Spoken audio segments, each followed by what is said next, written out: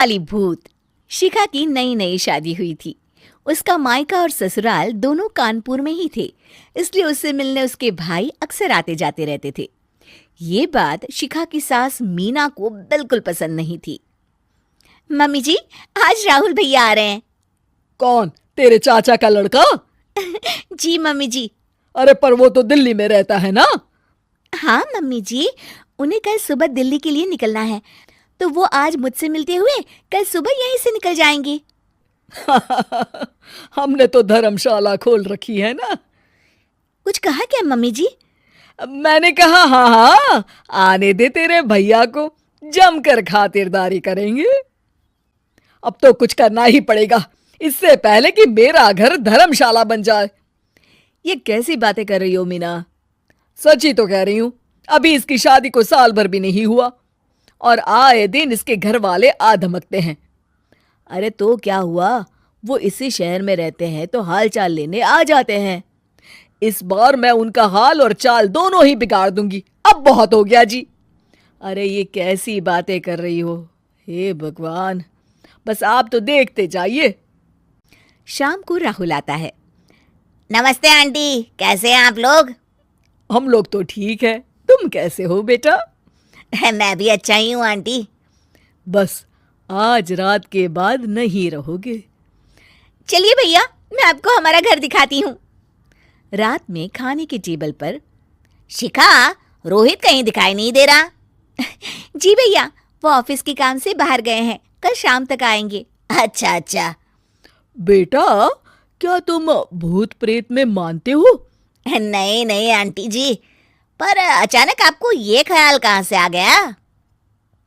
पता नहीं क्यों, कभी कभी मुझे लगता है जैसे रात के समय बैठक में कोई घूमता रहता है। ये आप क्या कह रही हैं मम्मी जी? हाँ, तुम लोग घबरा ना जाओ, इसलिए मैंने आज तक इस बारे में कुछ नहीं कहा। ये आपका वहम होगा आंटी जी, ऐसा कुछ नहीं होता। हो सकता है। चलो अब मेरा सोने का टाइम हो गया है तो चलती हूँ मैं। शिखा बेटा, राहुल के सोने की व्यवस्था वहीं दीवान पर कर देना। जी पापा जी। अब चलिए भी। अच्छा, तो बैठक में सोने वाले हैं साहबजादे। क्या बड़बड़ा रही हो? कुछ नहीं, आप सो जाइए। मीना और महेश के सोने के बाद शिखा और राहुल आपस में बात कर रहे होते हैं, तभी डोरबेल बजती है। अरे आप! सरप्राइज! काम जल्दी खत्म हो गया तो मैं आज ही चला आया। ये तो बहुत अच्छा किया। देखिए राहुल भैया भी आए हुए हैं, आप दोनों का मिलना भी हो जाएगा। कैसे हो रोहित? मैं तो ठीक हूँ भैया। शिखा, मैं भी आज यहीं सो जाता हूँ, राहुल भैया से बातचीत भी हो जाएगी। अच्छा अच्छा ठीक है। मीना आधी रात को उठती है, कंबल मुंह से पैर तक ओढ़ के डंडा लेके बैठक में आती है और देखती है दीवान पर चादर ओढ़े कोई लेटा हुआ है। देखो तो कैसे मजे से सो रहा है बहन के ससुराल में।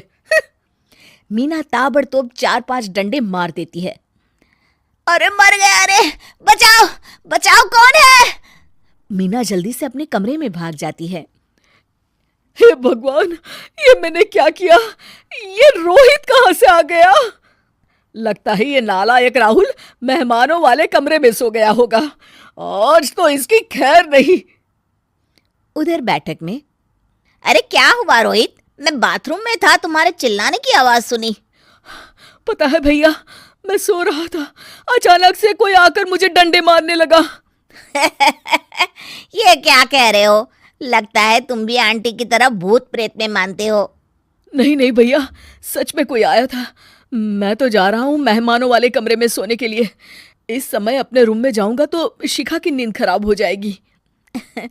ठीक है भाई, जाओ तुम, जहां तुम्हारा भूत डंडा लेके ना आ सके। थोड़ी देर बाद मीना कंबल ओढ़ के डंडा लेकर मेहमानों वाले कमरे में पहुंच जाती है। वो बिस्तर पर सोए रोहित को फिर डंडों से मारने लगती है। अरे मर गया, अरे मर गया।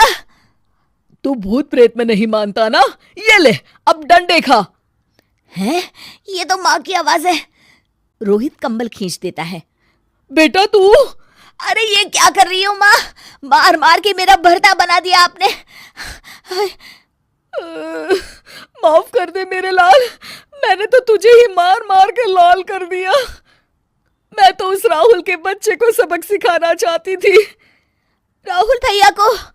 हाँ बेटा, मुझे लगा अगर उसे डंडे मारूंगी तो शिखा के मायके वाले यहाँ आना छोड़ देंगे।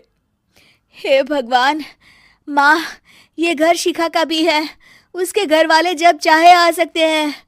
हाँ बेटा, आज मुझे भगवान का इशारा समझ में आ गया। मैं कितना गलत करने चली थी और अपने ही बेटे को चोट पहुंचा दी। अब चुपचाप जाके सो जाओ माँ, और किसी को कुछ बताने की जरूरत भी नहीं है।